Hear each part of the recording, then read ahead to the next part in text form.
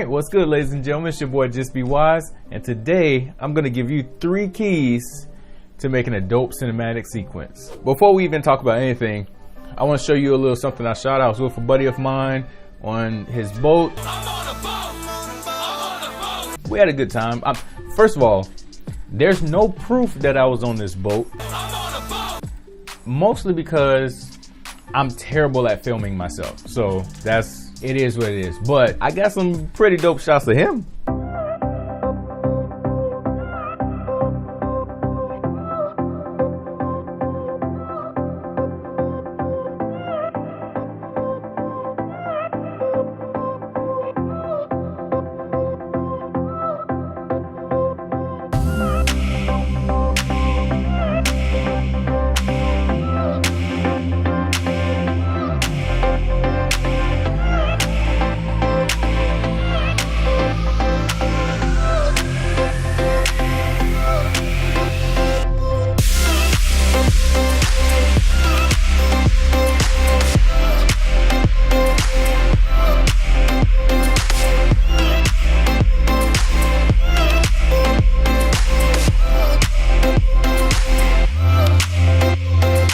Now, while I was making this footage, I thought, this would probably be a good thing to make a video about. Just if you haven't made a cinematic sequence, it may be nice to understand like the basics of making a dope cinematic sequence.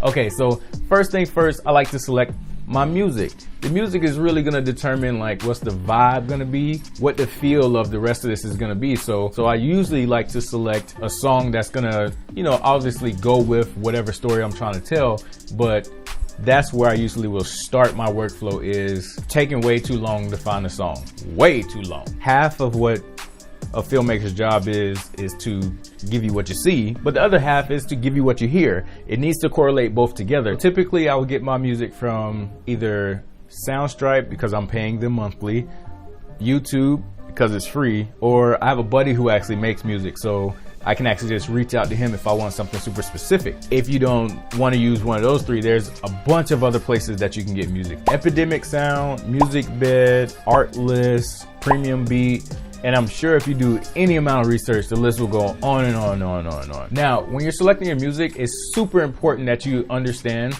the next key, pacing. Because the pacing is not only gonna help to establish the flow of the sequence, but it's also gonna give reason to keep the viewer's attention. So if your song is slow and you have a lot of quick changes in your edit, it's gonna be a little weird.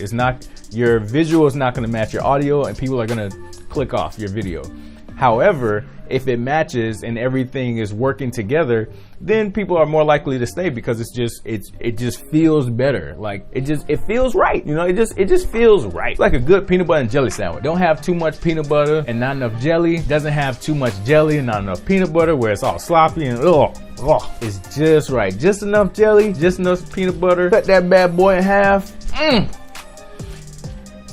Now I want a sandwich. Story. I'm sure you're tired of hearing people tell you, story is king, story is everything, it's all about the story. Too bad, it's always all about the story. So even if you're just trying to make somebody look dope, that's the story. The story is this person looks dope. Maybe your story is just, hey, I bought some new shoes. Then there's a story and you bought new shoes. What is the point of your sequence? Why are you putting these clips together? If you don't have a point, then why is somebody gonna watch it? Story doesn't have to be beginning, middle, and an end. It could literally just be something as simple as, yo, my friend looks dope standing on this boat. How do I tell people that? Now, since you have a story, you can creatively deliver a message to your viewers. You have something, you're not just putting random clips together and saying, oh, everything looks pretty, so like this video. No, you actually have, hey, I'm delivering a message here and I want you to get it.